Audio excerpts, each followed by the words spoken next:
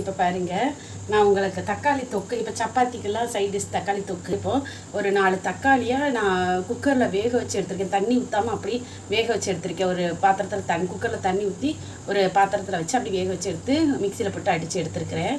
5 தக்காளி. இப்போ இந்த பச்சை மிளகாய் வெங்காயத்தை இதில் போட்டுடலாம்.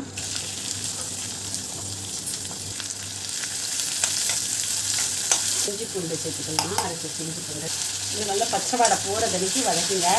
இதில் வந்துட்டு கரம் மசால், மஞ்சத்தூள், மிளகாத்தூள், குழம்புத்தூள்